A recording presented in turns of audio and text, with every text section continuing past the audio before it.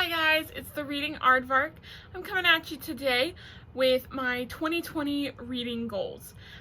So in 2019, I really didn't keep track of where I was buying books, what I was reading, any of that. And I decided this year to get my shit together and keep better organized. That's my overall goal for this year of 2020, is just to be more organized.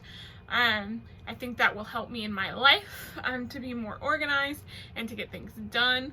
And Owlcrate couldn't have sent a better thing in their November box for me when I was making my 2020 goals. So they did send out this reading planner, which I have already gone into depth and, done stuff. I am filming this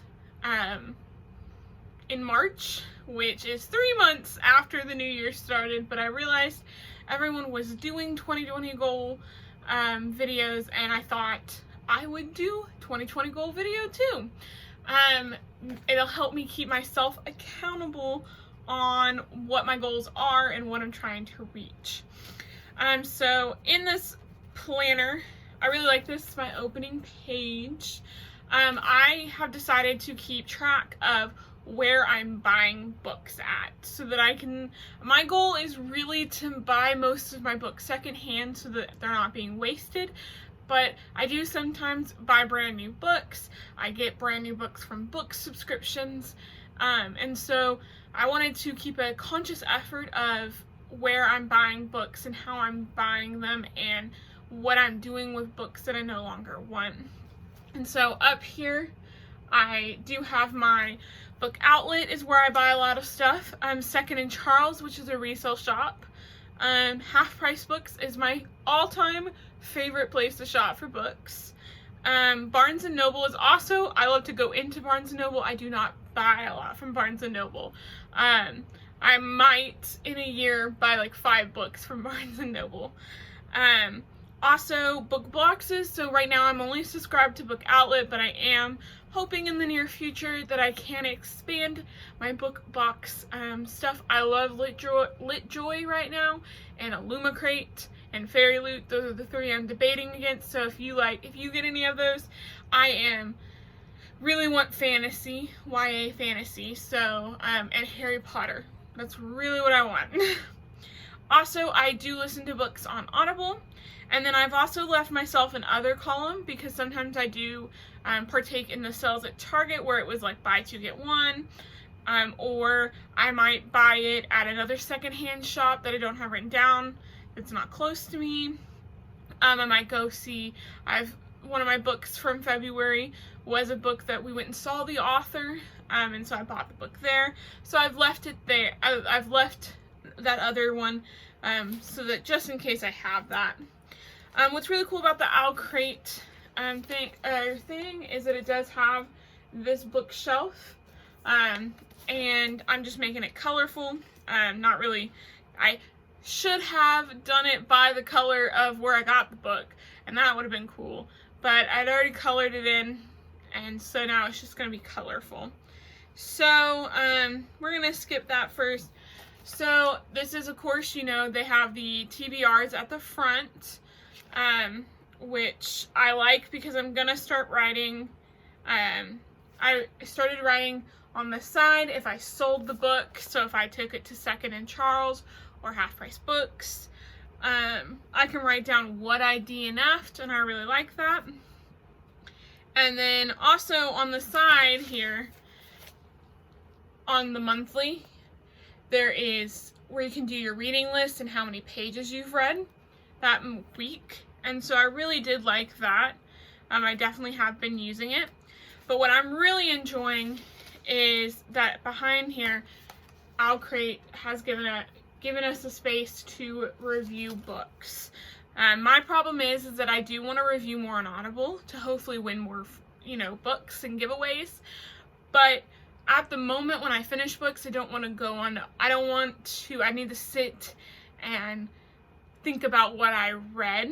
And so this just is able for me to put like 1 or 2 sentences down of what I really thought the book, like if I liked it or not. and it gives me a great, there's physical, ebook, and audiobook on here, so I can keep track of what platform I'm reading on the most.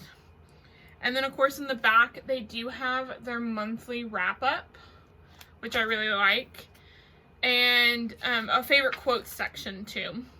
So this is going to help me keep track of where I buy books, because that is what my color coding is on this page, is that is where I have bought the books.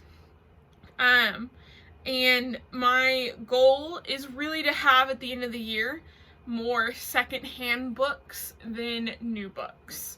I know I'm gonna flat out get 12 books from OwlCrate, and then I do buy, like I did this in February, I did buy a new book from Barnes & Noble, and I've bought some books from Target, so kind of, already probably have more bought books or new books than used books, but hopefully it'll even itself out. So that is one of my reading goals for this year, is to buy more secondhand books.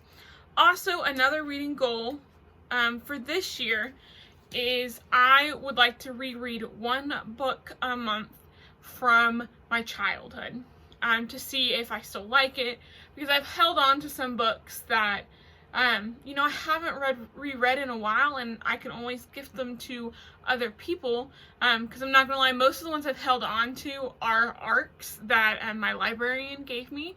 When I was in high school, I actually was a library's assistant, so she would go to those book conventions and bring back lots of ARCs and let me pick out a few ARCs from it. So I do have a couple of ARCs that I can give to people. There's also some books that I have held on to that I want to reread and make sure that I still like, and if I don't, I can give them to someone who might like them. So my goal is to reread at least one book a month from my childhood, or honestly from high school. It's been 15, 16, 17, 18, 19, 20. Now it has been 6 years since I've graduated high school, and some of these books I need to decide if I'm keeping them or not, and I want to give them on to, better, people who might like them. Also, I did start this in February, not January, which I wish I would have, because I read more in January than I did in February. But I told myself I will be keeping a reading journal. I have a crappy memory. My short-term memory is not the greatest. If I do not write it down, I don't remember to do it. And if I do remember to do it, it's most likely 2 weeks later that I've remembered to do something. So I am keeping a reading journal. I have a crap ton of journals that I buy but do nothing with, other than write when I work during the summer. I do write in journals, but other than that, I have a crap ton. And so I picked this one because right now my aesthetic, my vibe is Galaxy. So I picked this out. I'm putting the little tabs on, and as I have been writing in it, I've been refining, what I want to put in my reading journal, how I want to do it, and things like that. So, that's honestly my third goal. So I really don't have that many goals. I want to make them attainable. Is I want to review on Goodreads more. I want to put more reviews on there for people to know if they really like the book or not. And also I want to win more giveaways, and you win giveaways by reviewing on Goodreads. So